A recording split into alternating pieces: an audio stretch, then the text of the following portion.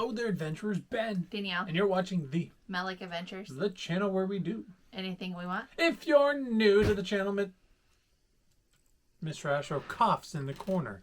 But actually, he says... Go subscribe. And if you're returning to the channel, you know Mr.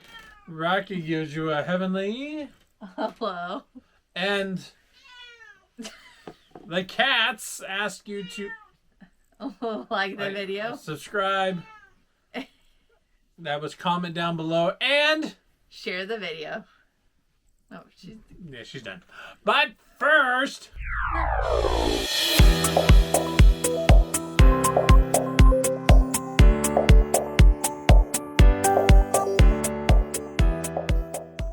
Alrighty, adventures. This is going to be weird because we got a barking dog and a meowing cat. Just trying to get in a box. That's trying to get on in a box. Quiet on set. I guess that didn't work. I need to be a scarier director. Anyways, it's time for another Max. Sabrina, no. I mean, she did say Max. What's a Max, Danielle? It is, what does it stand for? Melick Adventures Collaboration Series. But it says right there. And it is basically a twice a month collaboration that we host with other people who want to join in with us. And it comes out on the second Tuesday and the last Thursday of the month. Anybody that joins in with us, well, we all pretty much do whatever we want as long as it relates back to what? The theme. The theme. So we've seen people cook things, make things, tell history, show collections, do a ton of different things. What is our theme? No, the theme is not a cat. It is not a cat. It is TaleSpin. TaleSpin, which you already knew that because it's in the title. Which I realized we don't have a lot of TaleSpin items. No, we don't. And so when we don't have a lot of TaleSpin items, we revert to Little Golden Books. Yeah, same thing. Story time with Ben. But before we get to that, we do have a couple Funkos. Of course, we have Funkos. Do you remember her name? No, I don't remember her name. It's probably in the book. Probably Anyways, we have a Baloo. I think it's Baloo, right? Yes. Yeah, it was right. He's flocked, so he's fuzzy. Oh, she's not in the book? Oh, no. Is she in this? I don't know. But disclaimer here, if you have one of those devices in your house that you have to say a certain name for them to activate, mute the video real quick. Alexa, what is the name of the girl from TaleSpin? The girl in TaleSpin is Rebecca Cunningham. Yes. Blue's boss. There we go. So you heard it straight from Amazon. This is Rebecca Cunningham, also known as Blue's boss. I have not watched TaleSpin in a very hot minute. It might be fun to do a little Saturday morning cartoons. Yeah, see, they are... Oh, this is a very long story of this one. Yeah. That's a very large book that we are not going to read. No, it has a lot of different stories, which if you've seen the Max lately, we've kind of been diving into that one. But we're not doing that today. Anyways, we do have a TaleSpin book from Little Golden Story. And this Little Golden book of TaleSpin called Ghost Ship. And this is Storytime with Ben.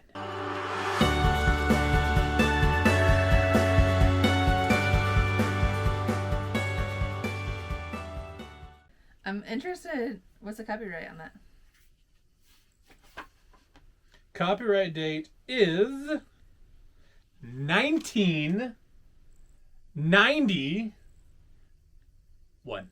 Oh, okay. A year after I was born. Oh my god. 2 years after you were born. Okay, don't be telling everybody our ages, okay?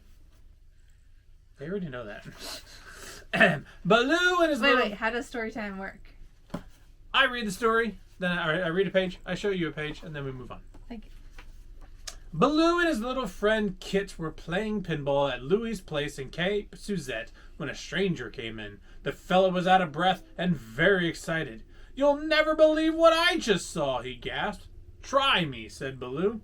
I was out fishing on the other side of the island, the stranger said, when my boat drifted into a foggy cove. Suddenly, a huge ship appeared out of nowhere. It almost cut my boat in two.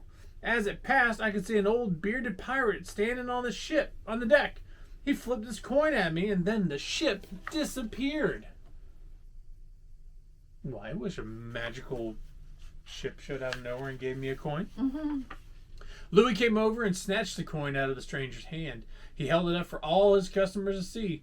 It's a golden ragoon, he said in awe, but that's impossible. All those ancient ragoons were stolen by the pirate Festus LaForge 200 years ago, and his ship was lost at sea. Well, the pirate's back now, the stranger said as he showed the coin to more of the customers, and he's giving ragoons away. I'm going back for more. After the stranger left, the customers started talking about the gold ragoon. Cats.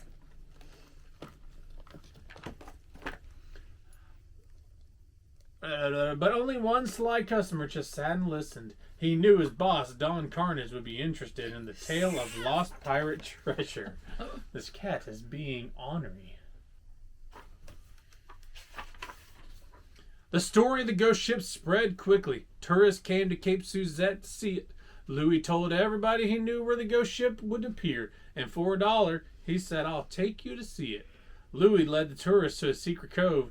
Kit and Baloo followed. Kit watched as Louis set up a refreshment stand at the cove. Something strange is going on here, Kit complained. You said it, cried Baloo, pointing toward the ocean. Look!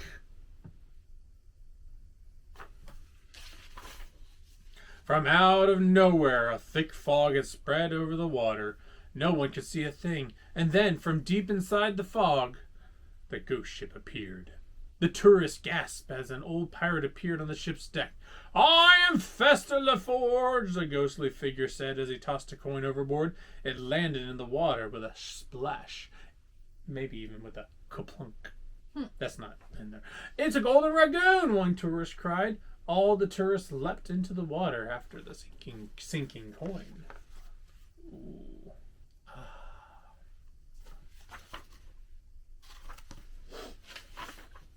Just then, Kit and Baloo heard the sound of an engine buzzing ahead. They looked up and saw the Iron Vulture, the flying machine that belonged to the dread pirate Don Carnage. As it flew over the ghost ship, the Iron Vulture dropped a huge anchor. It landed with a crash on the deck of the ghost ship. Uh-oh, Kit said. I bet I know what's coming next. If it's a ghost ship, how does the anchor land on it?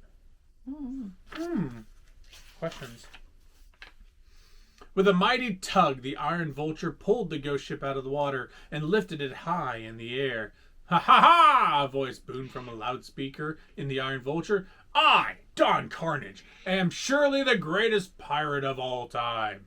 The Iron Vulture and its dangling cargo turned slowly to fly off. Come on, kid, said Baloo. Let's go after Don Carnage. Inside his flying machine, Don Carnage smiled. Think of it, he said to his crew. I'm stealing treasure from the ghost of the greatest pirate of all time. Man the controls, he told his men as he opened a hatch. I'm going down to meet the great Festus LaForge personally. Arr. This is what comes after O. Or I guess Q. In a flash, Don Carnage slid down a rope to the ghost ship's deck. Sword in hand, he stood face to face with the old ghost pirate, who was trembling with fear. I've come for the golden lagoon, sir, Don Carnage said. I shall fight for them if I must. The old pirate reached for his beard and pulled it off his face. It was the stranger who had found the first ragoon. Louis isn't paying me enough to do this, he shouted as he threw the beard on the ground. I quit. Don Carnage was stunned. This was no ghost pirate. It was some kind of joke, and he had fallen for it. Called it. That's what I noticed too. Yeah.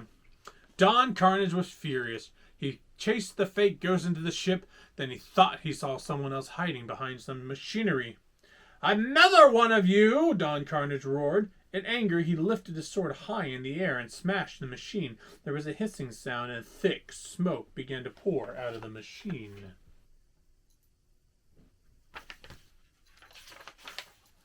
Not too far off, Kit and Baloo were racing toward the Iron Vulture in their plane, the Sea Duck. As it flew closer, Baloo could not believe his eyes. The Iron Vulture was covered by a cloud of smoke. Bet they're having trouble seeing where they're going, Baloo said with a chuckle. They'd better turn quick, Kit said. They're heading straight toward the mountains.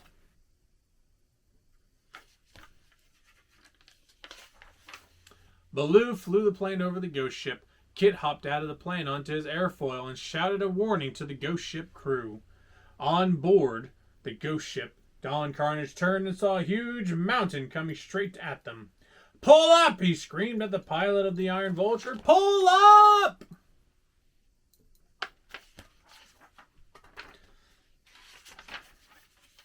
It was too late for the ghost ship. Wham! It smacked into the side of the mountain. Kit was back safe inside the Sea Duck with Baloo. Ow! He said as he looked back at the sight. That must have hurt. Don Carnage had grabbed the anchor rope just in time and was pulling himself up toward the Iron Vulture. You did this on purpose! He screamed up at his crew. No one makes a fool of Don Carnage. You'll all walk the plank for this. Later, back at Louie's place, Louie admitted to Baloo that the whole plan had been his idea. I hired these two fellas to work with me. We fixed up an old ship and put a fog machine inside. I thought a ghost ship would improve business, but I hardly made any money to pay for the fog machine. What about those gold dragoons? Baloo said. They weren't real either, Louie said sadly. Just wooden nickels and gold paint. Too bad, said Baloo. I think those tourists want their money back. What's the sticker on front? 50 years of Little Golden Book. Oh. From 1991. Yes. So 1941. That'd be 50 years. So we're about to go to another 50. In many years. A little more than 10 years. Anyways, friends, that was Storytime with Ben with TaleSpin, the Ghost Ship. Whew. That was fun. Mm-hmm. And we got interrupted. Mm-hmm. But anyways, friends, until the next time, make sure you stay safe. Stay magical. And as always, keep Adventuring. collaborating. Or collaborating, yeah. See ya! Bye-bye.